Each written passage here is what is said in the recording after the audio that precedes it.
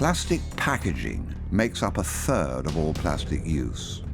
If you think back to maybe 30, 40 years ago, most people would be eating food that came out of brown paper bags. And what's happening now is that we're routinely exposing ourselves to a lot of chemicals through packaging in foods. What's emerging is the research which suggests quite clearly that there are any number of chemicals in packaging in certain forms and in combinations which compromise our health in serious ways.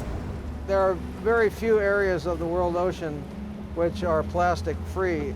The United Nations itself estimates 46,000 pieces per square kilometer on average in the world ocean. It's rare to find a trawl that has no plastic in it.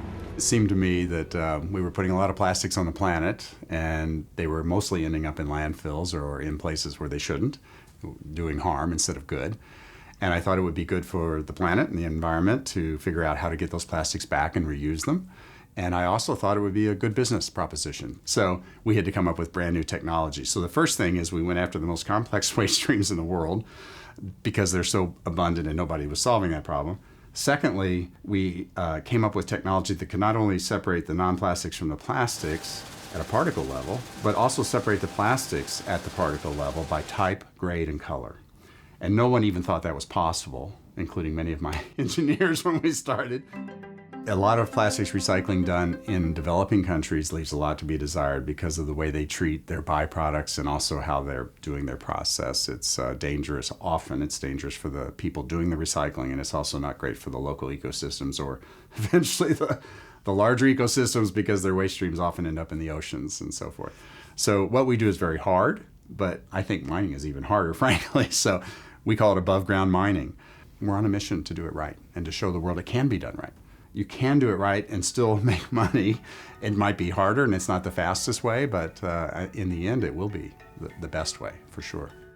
We saw a picture of the turtle with the carrier bag in its mouth and of an albatross who had like pounds of plastic in its stomach. And it consisted of bottle caps, cigarette lighter, toothbrush, plastic toys, stuff that we were using on a daily basis. And my husband saw that picture of the turtle and he said, we are never taking another carrier bag ever again. How much waste do you generate a year? Have you ever worked it out? Last year we created a carrier bag of waste. What, carrier bag? Yeah. What, you mean this? Yes. Of waste? Of landfill waste. In a year? How many are you? 3.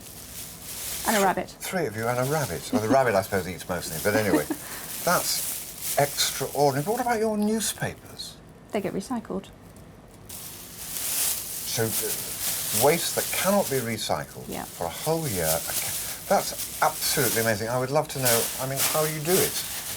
Purely by how you choose the shop, or are there other ways? It starts before you get to the checkout. You have to make a conscious decision before you hit the checkout. Right. So basically, you pick something up, oh, that looks nice. Yeah. You have to ask yourself, what am I going to do with either this product or this packaging when I have finished using it? And so whereas most people perhaps turn it over to look at the price, we turn it over to look at the recycling information. Right. So this is something that lots of parents buy for their kids. It comes in this laminated pouch with a plastic. That's orange juice? Yeah, it's orange juice. So instead of buying it in a carton that could be recycled or a glass bottle, this, the green dot symbol, you familiar with that one? No, I'm not. I get confused with all these symbols. Right, well this symbol here, lots of people think that's a recycling symbol. Isn't it? But it's not a recycling symbol. It means that this company has paid a certain amount to have their products recycled, but the consumer cannot do anything with that. It's not hard to learn on a packet of cigarettes that they kill you. Yes. It's very clearly. So why isn't it clearly written on these? Yeah. 5 years on, and Rachel Strauss's influence and enthusiasm has spread far and wide. Understanding the scale of the problem began in August 1997 when, returning from a trans-Pacific voyage, Charles Moore took a shortcut home through an area in the North Pacific Ocean known as the Doldrums. We couldn't come on deck without seeing some form of trash after just looking for a few minutes, so got me thinking we need to measure how much is out here. He revealed there was 6 times as much plastic as ocean microorganisms known as zooplankton, the starting point in the marine food chain. So what can we do? For one thing, we can stop plastic getting into the oceans in the first place. Plastic cutlery, straws and bags are often lethal.